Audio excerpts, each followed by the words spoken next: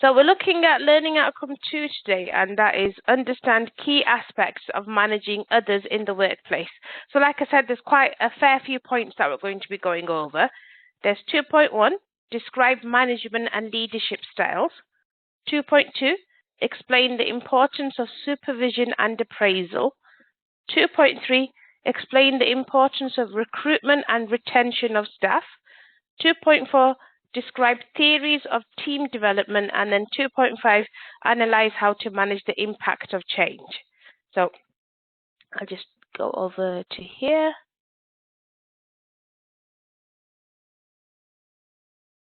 And there.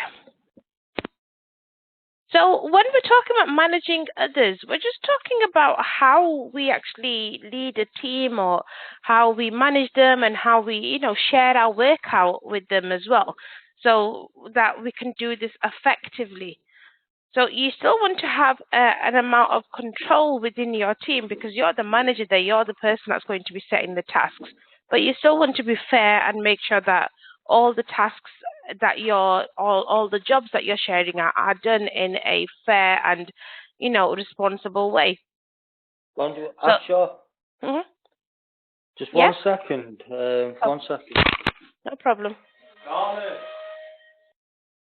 Leave that, yeah, and I'll do it after I come there, so they can't hear. I'll do it as soon as you call me, I'll do it. Yeah. The only thing that one of us is the council info is just give them off. Yeah, I'll do that. Nice one. Hello? Yeah. Sorry about that. Oh, no problem. I can't hear anything because everyone's everything's going in the back, yeah. Oh, no, it's okay. So I was just saying that when you're delegating work, when you're sharing your work out, you just need to make sure that you're motivating everyone, so that you're giving them tasks that they can do, and that they're not feeling like, oh, Lee's given me too many jobs now, I can't manage this. So you just got to make sure, keep that in mind when you are sharing out tasks. So that was just an overview. So 2.1 is describe management and leadership styles. So there are quite a lot of different leadership styles, and I'm going to go through all of these now. So we've got a few here: authoritarian, democratic, laissez-faire, transactional, and transformational. Now these theories, these styles have been researched, and they say that a manager will follow one or more of these type of styles. So I'll go through them, and it'll make a lot more sense. So you've got Lewin's leadership styles, and this person says that there are authoritarian leaders, democratic leaders, and laissez leaders. I won't go through this because it shows into more detail soon. So an authoritarian leader, this type of person is like they've got a lot of authority. They think that I'm the best, I'm the one that's in charge, everybody has to follow me. So they make decisions without even talking to their team members. So even if they know that if I talk to X, Y, and Z, they'll give me good input, it'll be useful, but they'll be like, no, I'm going to make the decision on my own. They think that an authoritarian leader thinks that there's no need for any team input, that I can make all the decisions myself. But again, this type of leader can lead to a high staff turnover because they're quite fixed in their way. They think they're the boss. They think they're in charge. They don't listen to anybody else. So a lot of people that work for this type of leader will either leave their job, quit, go somewhere else, or there'll be lots of staff being absent because they don't like being under this type of leader. Then you've got democratic leaders. So a democratic leader will make the final decision, but they'll actually talk to their team. They'll, involve them in their decisions. They'll ask, to encourage creativity and say, yeah, go and explore things. Be a bit more creative. See if you can do this in a different way. The people that work under a democratic leader will have quite a high job satisfaction. But again, this type of leader isn't always effective, because when you need to make a quick decision, a democratic leader won't be able to make one, because they'll be all into, oh, I need to go and discuss this with that person or that with that person. So it takes them time. Then you got laissez-faire leaders, and I'm pretty sure I'm saying that wrong. I'm not pronouncing it right. So these type of leaders will give their staff a lot of freedom in how they do their work. They'll give them all the support, they'll give them everything they need, they'll give them advice.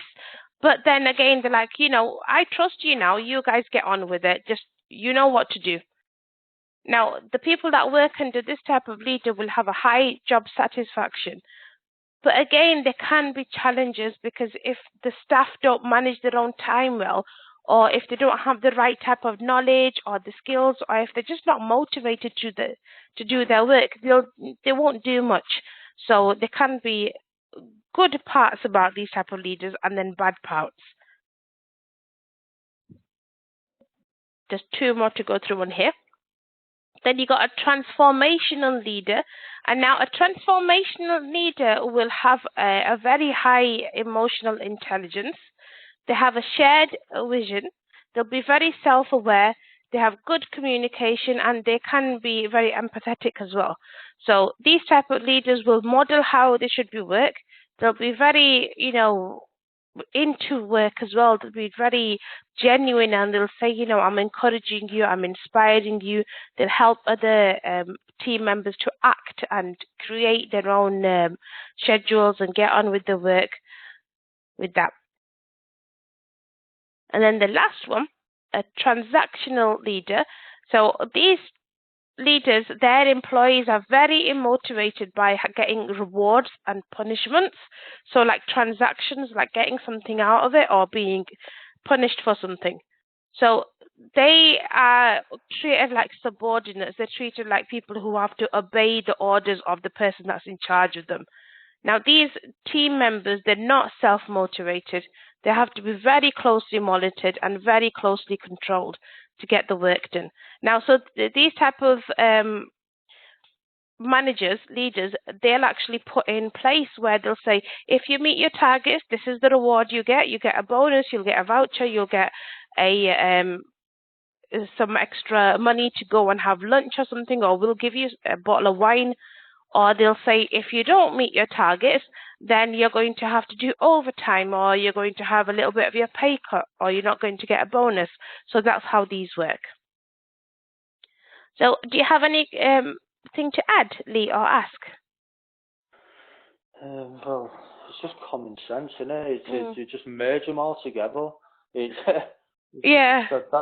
I'm not keen on the transactional one. Like I feel like you'd be like a slave or something, or a slave driver. But it's all the others. It's just common sense. But to be fair, everyone should have a bit of every one of them styles anyway, integrated into who they are as a leader. So yeah, because just being one, it doesn't work, does it? You can't just say I'm an authoritarian, or I'm, I trust all of you, I'm laissez-faire or anything, because it doesn't really work that way. Well, if you're an authoritarian, then you can imagine the job setting. It's not going to be happy, is it? Because you're just going to be barking orders. But you can bark orders in the right way, but also have fun. So then you can go to the laissez-faire, like you can't pronounce it. But it gives like the staff more free will to do what they want to do. Sorry, you're breaking up quite a little bit. Can you hear me now? I can now. It's clear. Yeah. Yeah, I was saying, like the authoritarian one, the workplace isn't going to be happy. Well, why would it be when someone's barking orders all day? But sometimes you need that in the workplace in order to get things done, depending on the deadlines or whatever it is. But then when you look at that laissez-faire one, it's, it gives the staff more free will to do what they want to do, so it makes them more happier knowing that you give them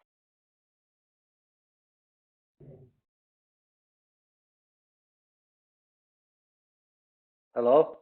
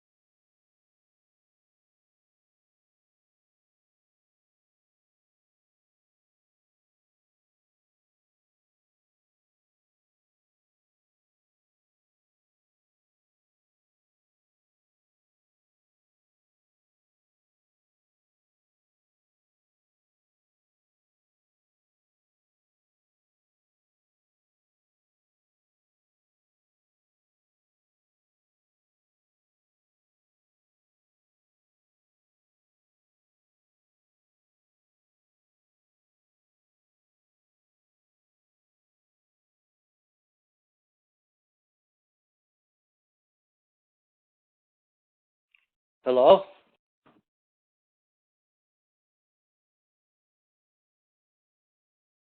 Hello?